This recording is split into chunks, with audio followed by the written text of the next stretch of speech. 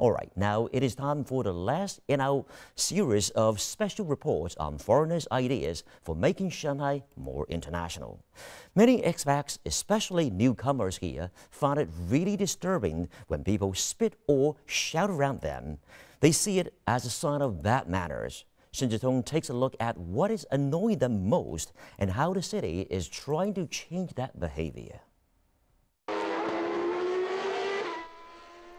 From the Formula One race, to the 2010 World Expo, to the FINA World Championships, Shanghai is hosting more international events than ever. And city landmarks such as the Oriental Pearl TV Tower and World Financial Center impress people from all over the world. While few people question China's ability when it comes to putting on big events and putting up big buildings, many have problems with the way people do things here.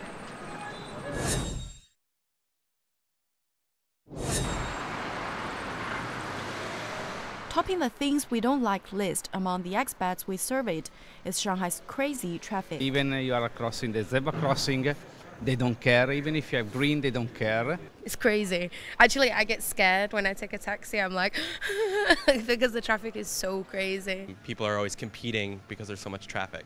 And so it's not about the safety of the pedestrians. It's about how fast you can go in your car.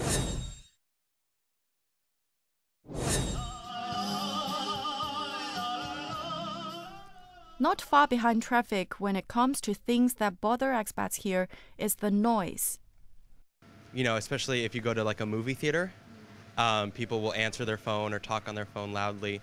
Subway, but anywhere you can, or in public place, you can hear that when they answer the phone, they always shout. There are also a lot of other concerns. I mean, as compared to New York, that maybe there's more spitting on the street. The way they dress on the street, and a lot of pajama, this kind of wearing the PJ. People in the street or in the subway, they don't care about others, so they push. They push each other. Shanghai University of Finance and Economics professor Chen Xingkang did a survey last year comparing different cities' soft power. He did it by evaluating people's behavior, including crossing the street, the way they drive, and whether they litter or spit. New York was at the top of the list with 100 points. Shanghai had 57. But Chen says if you compare present-day Shanghai not with other cities but with Shanghai in the past, public behavior has improved, especially since the expo. We used the same measurements and did another survey both in 2008 and 2011. The percentage of respondents, including locals and expats, who deemed the city's public behavior not okay for an international city, dropped from 44% in 2008 to 36% in 2011. So we can see the expo did help to promote proper public behavior. And even though expats complain, many do agree with Chen. China for about 3 years, and I think that in the time that I've been here, it has been improving in terms of public behavior. I think the young people, yes, the people under 25 years old, they are more and more Westerner in the way they behave. There's a special government office here in Shanghai that may be unique to the city. It was set up in 1996 to promote good behavior in public. And during the expo last year, it launched its biggest ever campaign called the 600-Day Action Plan. Deputy Director Chen Zhenming says millions of local residents were involved. And while he says education is the most important way to improve people's behavior, strong enforcement can also help. Our office does not have law enforcement power, so we usually work with traffic police, city managers to carry out a campaign.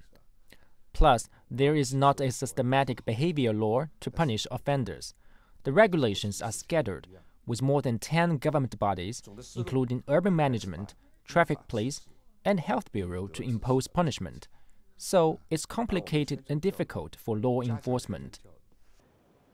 Take littering, for example. In some parts of the United States, it's a criminal offense.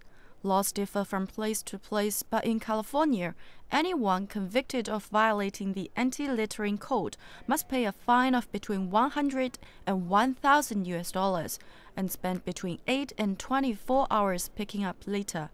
The amount and time go up depending on the number of convictions. Do it several times in Singapore, and the maximum fine is nearly 4 times as much as in California. Chen said simply copying other countries' regulations might not work here in Shanghai, but some of the ideas can be effective, such as having offenders collect litter both for punishment and education. Chen says it might take decades or even an entire generation for the local people to change the deeply rooted behavior. But he says it's clear that improvement is already underway. 新中Shanghai Live